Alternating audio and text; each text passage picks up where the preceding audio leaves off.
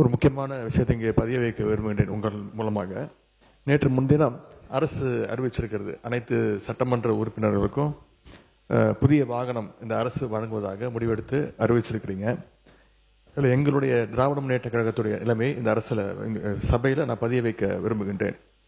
ஏற்கனவே தமிழ்நாடு அரசு கடும் நிதி நெருக்கடியில் இருப்பதாக மாண்புமிகு முதலமைச்சர் அவர்களே கூறி வருவதால் எங்களுடைய கழக தலைவர் மாண்புமிகு முன்னாள் முதலமைச்சர் திரு முத்துவேல் கருணாநிதி ஸ்டாலின் அவர்களின் அறிவுறுத்தலின் பேரில் திராவிட முன்னேற்ற கழகத்தைச் சேர்ந்த 59 சட்டமன்ற உறுப்பினர்கள் இவ்வாகனங்களை பெறுவதில்லை என்று முடிவெடுத்துள்ளோம். மேலும் அரசுக்கு ஏற்படுகின்ற தேவையற்ற செலவுகளை குறைக்கின்ற நோக்கத்தில் மாண்புமிகு சட்டமன்ற உறுப்பினர்கள் தங்களது தேர்தல் வேட்பு மனுவில் குறிப்பிட்டுள்ள பொருளாதார சூழலை கவனத்தில் கொண்டு பொருளாதாரத்தில் நலிவடைந்துள்ள உறுப்பினர்களுக்கு மட்டுமே இந்த அறிவிப்பின் கீழ் வாகனம் வழங்க வேண்டும் என்பதை இந்த அரசினுடைய கவனத்திற்கு தாங்கள் எடுத்து செல்ல வேண்டும் என்று கேட்டுக்கொள்கின்றேன். பேரவைத் தலைவர் அவர்களே, எங்களுடைய அரசினுடைய முதலமைச்சருடைய நோக்கம்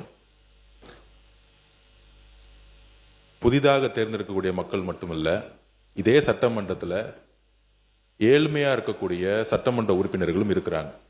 அதுல முக்கியமாக விடுதலை சிறுத்தைகள் கட்சியுடைய சட்டமன்ற உறுப்பினர் அங்கிருந்து வரும்போது பஸ்ல தான் வந்துட்டு போறாரு. என்ன பிரச்சனை? பேசாதீங்க. திமுக காலையில இருந்து என்ன பிரச்சனை தெரியலையே. நீங்க பேசுங்க. எதிர்கட்சி தலைவர் ஒரு பதில பதிவு பண்ணார், நாங்க அது பதிவு பண்றோம். பண்ணுங்க. அப்ப விசிகேல இருந்து ரொம்ப ஏழ்மையா இருக்கக்கூடிய ஒரு உறுப்பினர் கேட்கிறாரு. அவருடைய குரல் யார் யாரெல்லாம் பஸ்ல வராங்க, யார் யாரெல்லாம் ட்ரெயின்ல வராங்க, அவருடைய குரலா இருந்துச்சு. அப்ப முதலமைச்சர் அனௌன்ஸ் பண்ணும் பொழுது பொதுவா அவையை பொறுத்த வரைக்கும் எல்லோரும் சமம்னு நினைக்கக்கூடிய ஒரு முதலமைச்சர், அதுதான் ஒரு புரோட்டோகால். அப்ப எங்க பொதுச்செயலாளர்கிட்ட கார் இருக்கு, என்கிட்ட கார் இருக்கு, இங்க இருக்கக்கூடிய எல்லாருக்கும் கார் இருக்கு. நாங்க போய் சட்டமன்ற உறுப்பினர் கார் வேணும்னு கேட்க போறது இல்ல. இது ஒரு அடிப்படையா இருக்கவங்களுக்கு புரிதல் இருக்கும். அரசியலா நினைச்சாதான் இது அரசியல். எங்க ஏழ்மையா இருக்காங்களோ அவங்க விண்ணப்பத்தை கொடுப்பாங்க. இது சட்டமன்ற உறுப்பினர்களுடைய ஒரு உரிமையா மாற்றப்பட்டு தமிழக வெற்றி கழகத்துல யார் யாருக்கெல்லாம் கார் இருக்காங்களோ நாங்க யாருமே கார் கேட்க போறது இல்ல. இதுதான் எங்களோட நிலைப்பாடும். இதுதான் எங்களோட நிலைப்பாடும். எங்க கிட்ட 2-3 கார் இருக்கு, நாங்க போய் சட்டமன்ற உறுப்பினர் கார் கேட்க போறது இல்ல. நம்ம மன்னார்குடி எம்எல்ஏ சொன்னாரு, என்கிட்ட 4 கார் இருக்கு, ஆனா என்னுடைய தனிப்பட்ட கார்ல போகும்போது அரசு அதிகாரிகள் முன்பு அரசு கார்ல போனா நான் ஒரு மரியாதை இருக்கு.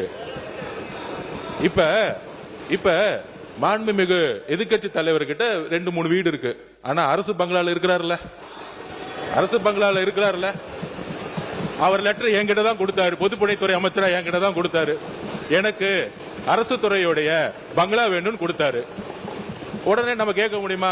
மாண்புமிகு எதிர்கட்சி தலைவருக்கு 2-3 பங்களா இருக்கு, அதனால அரசு துறை பங்களா கொடுக்க மாட்டோம்னு சொல்ல முடியுமா?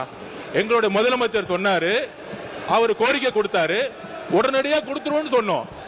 இது உடனே இல்ல இங்க இருக்கவங்க எல்லாருக்கும், அதாவது இங்க இருக்க எல்லாருக்கும் பங்களா கொடுக்கலாமான்னு கிடையாது. இது ஒரு புரோட்டோகால், அவ்வளவுதான். இந்த புரோட்டோகால்ல அமைச்சர்களுக்கு கார் கொடுக்கப்படுது, வீடு கொடுக்கப்படுது, 4 உதவியாளர் கொடுக்கப்படுறாங்க. அப்ப சட்டமன்ற உதவியாளர் கிடையாது, சட்டமன்ற வீடு கிடையாது. சட்டமன்ற உறுப்பினர்களுக்கு நீங்க உங்களுடைய தேர்தல் பத்திரத்தில் கார் இல்லைன்னு சொல்லலாம், வீடு இல்லைன்னு சொல்லலாம், 10,000 ரூபாய் பணம் இருக்குன்னு சொல்லலாம்.